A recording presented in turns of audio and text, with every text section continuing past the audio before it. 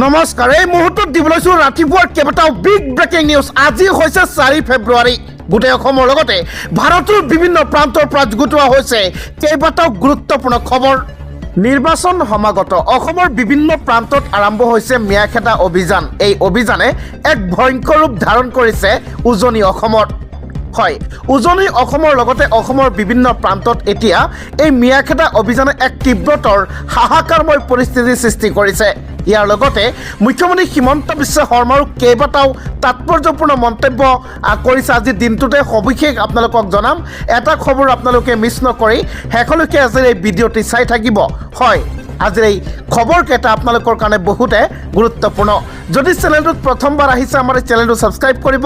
আজিৰ এই ভিডিঅ'টিৰ কমেণ্টত এটা কমেণ্ট কৰি যাব 2026 নিৰ্বাচনত মুখ্যমন্ত্ৰী হিচাপে কাক বিচাৰে। ৰাজ্যবাসীক দিবলৈ আমাৰ প্ৰথমটো গুৰুত্বপূৰ্ণ খবৰ। ৰাজ্যত বন্ধ হ'ব লাউড স্পীকাৰ। হয়, ইতিমধ্যে ৰাজ্য চৰকাৰে গ্ৰহণ কৰিছে এক ডাঙৰ পদক্ষেপ। 10 ফেব্ৰুৱাৰীৰ পৰা কাৰ্যকৰী হোৱাকৈ ৰাজ্যত বন্ধ হ'ব লাউড স্পীকাৰ। হয়, কি কাৰণত, কোন কোন ৰাজ্যৰ কোন কোন জিলাত বন্ধ হ'ব লাউড স্পীকাৰ আৰু কেতিয়াৰ পৰা কেতিয়ালৈকে বন্ধ থাকিব তাৰ সবিশেষ আপোনালোকক দিবলৈ যত্ন কৰিম। ভিডিঅ'টি অলপ স্কিপ নকৰাকৈ শেষলৈকে চাই থাকিব। ৰাজ্যবাসীৰ বাবে এক বৃহৎ নিৰ্দেশনা। 10 ফেব্ৰুৱাৰীৰ পৰা বন্ধ হ'ব লাউড স্পীকাৰ। উচ্চ প্ৰাবল্য স্পীকাৰ মাইক্ৰফোন ব্যৱহাৰত নিষেধাজ্ঞা আৰোপ কৰিছে ৰাজ্য চৰকাৰে। নিশা 9 বজাৰ পৰা পুৱা 9 বজালৈকে লাউড স্পীকাৰ ব্যৱহাৰত নিষেধাজ্ঞা জাৰি কৰিছে ৰাজ্য চৰকাৰে। ৰাজ্যৰ প্ৰান্তে প্ৰান্তে জাৰি কৰা হ'ল এই নিষেধাজ্ঞা। আগন্তুক এইচএছ আৰু এইচএছএলচি পৰীক্ষাৰ বাবে এই নিৰ্দেশনা জাৰি কৰিছে ৰাজ্য চৰকাৰে। অনুমতি নোলোৱাকৈ ব্যৱহাৰ কৰিব নোৱাৰিব লাউড স্পীকাৰ।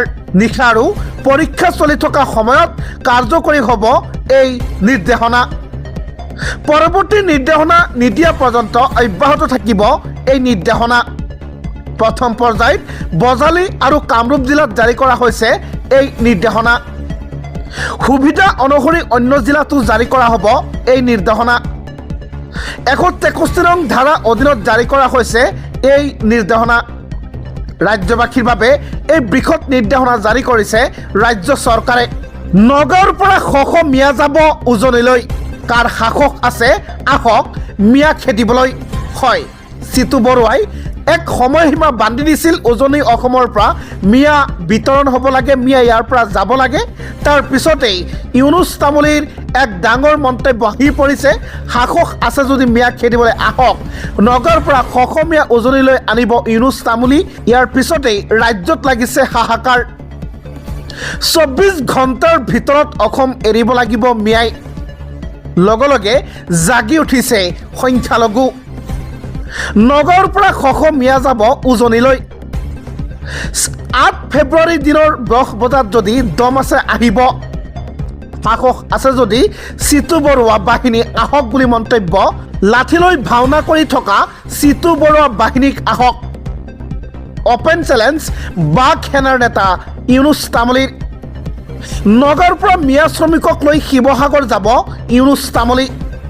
শিৱসাগৰলৈ কাম কৰিবলৈ যাব 100 মিয়া।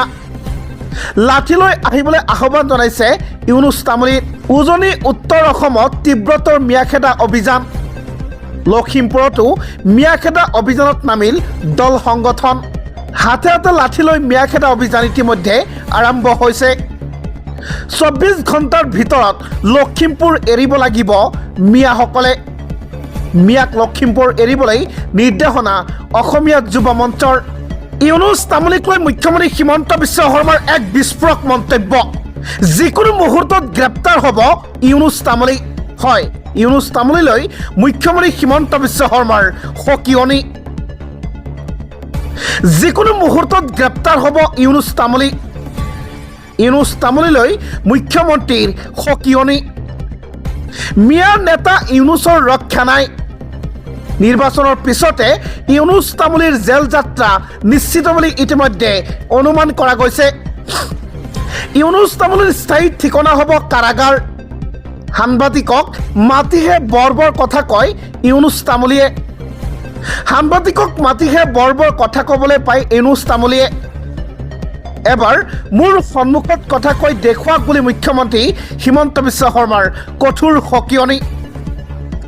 ইউনুছ তামুলীৰ দৰে মানুহক গুৰুত্ব দিব নালাগে।